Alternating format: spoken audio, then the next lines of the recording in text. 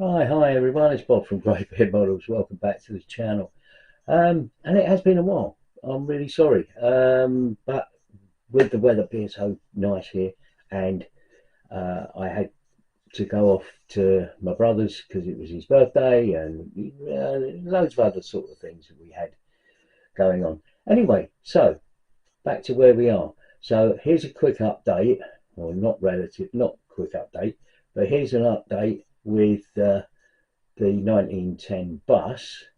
And the other thing is, I've also been to the London Transport Museum where they have a 1910 bus. It's done out as the military version, but it's still underneath all of that.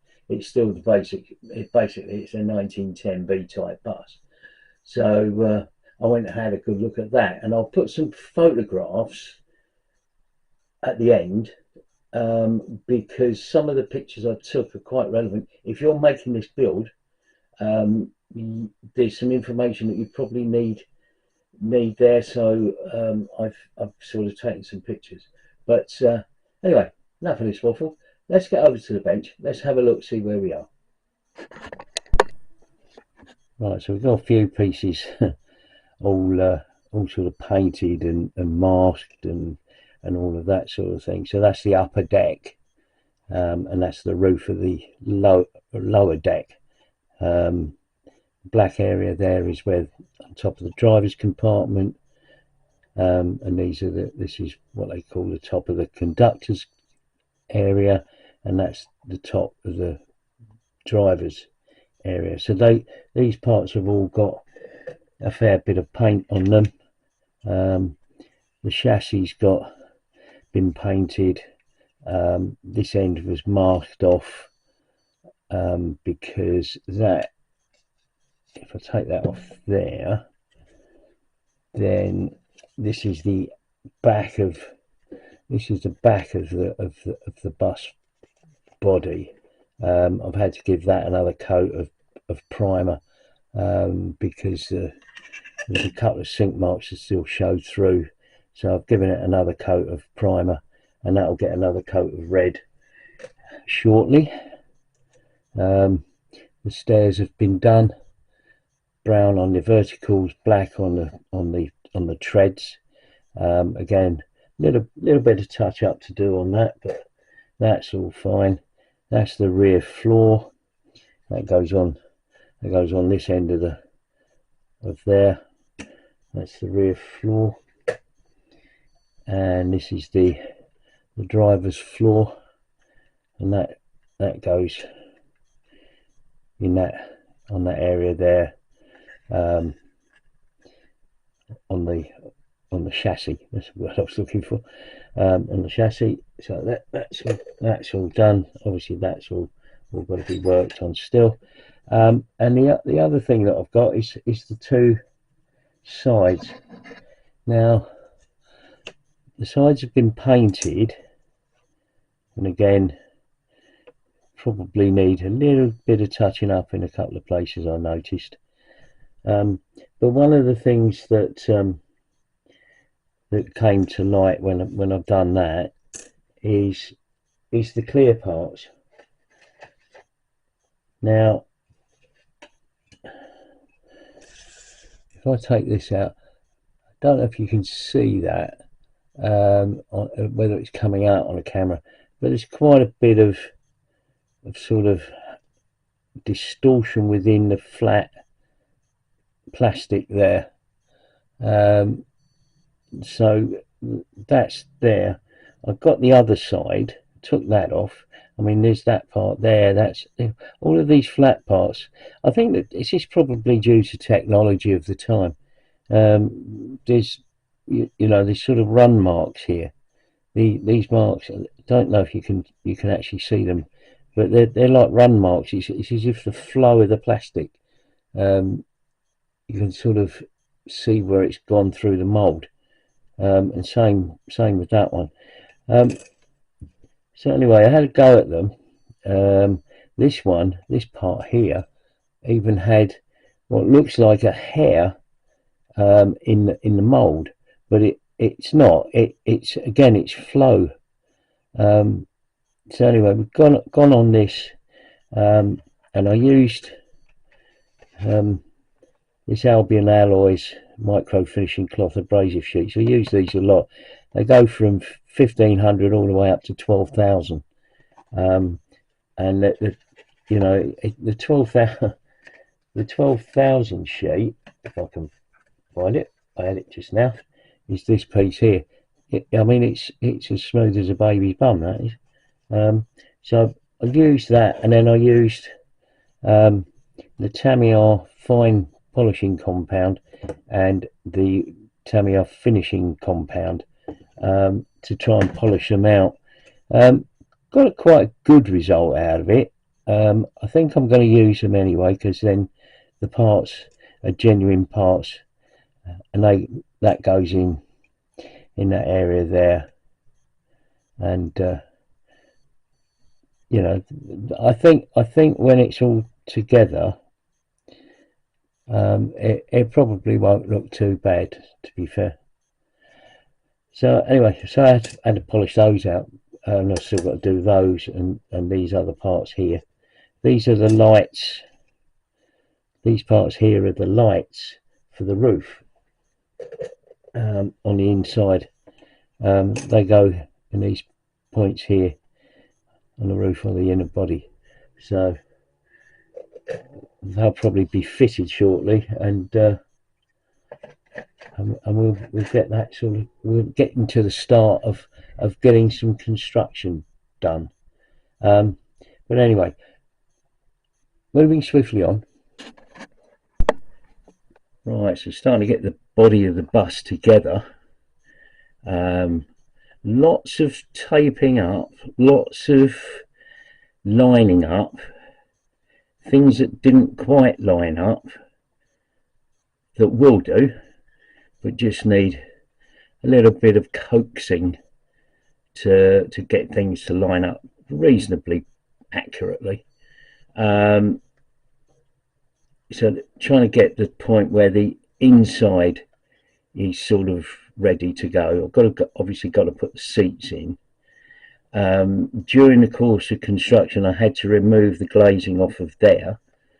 The reason being is that they're all sort of where the side lines up. It sort of pushed the glazing out of position.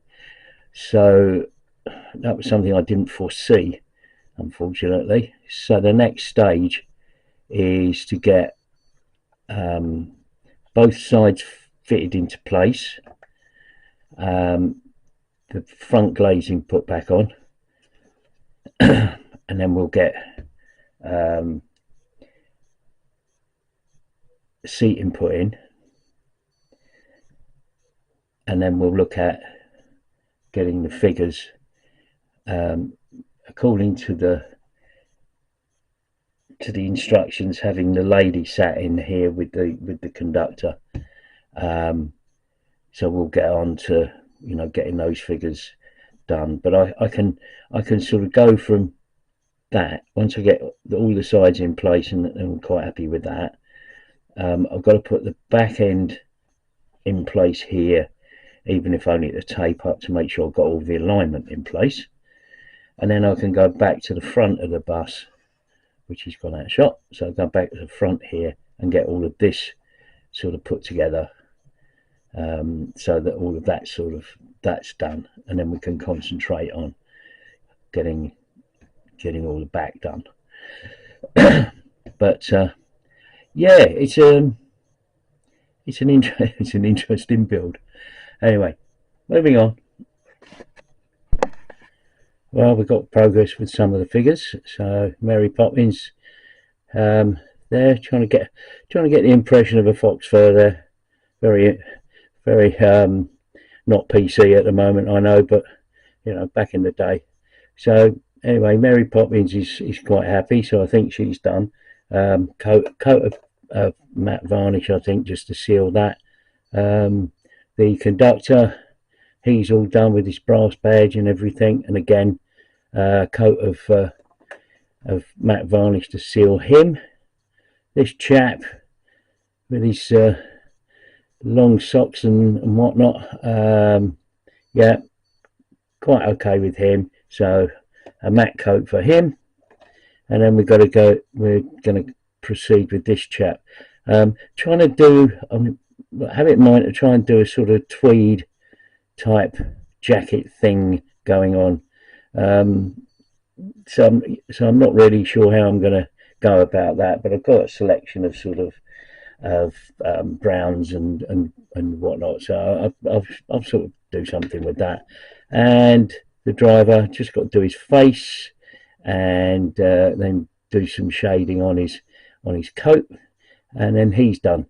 So good progress with the figures.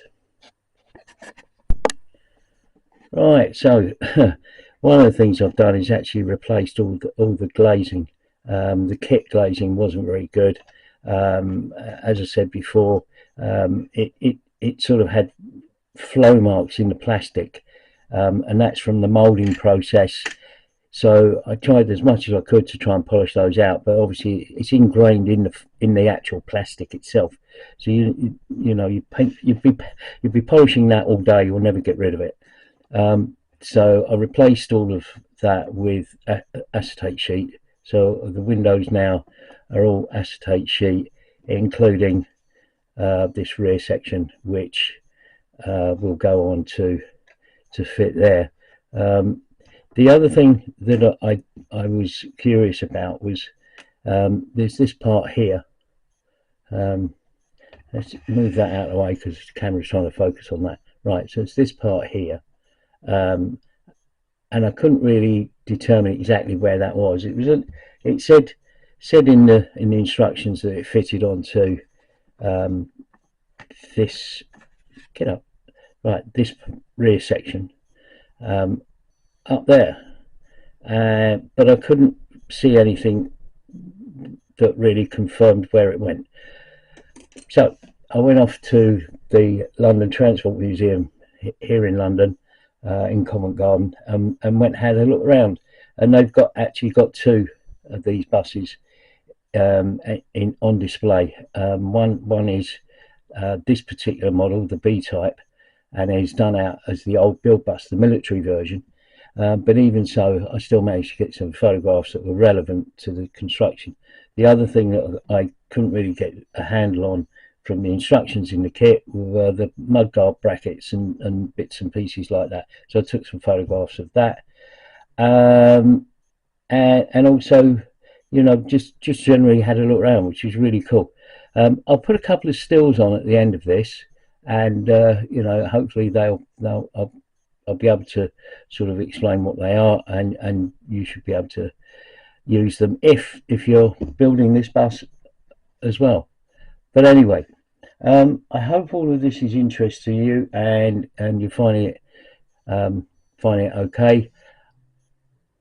Hope to get the whole thing finished and buttoned up over the next couple of days, and hopefully in the next video will be a final reveal. So thanks for watching, and I'll see you on the next video. Bye for now.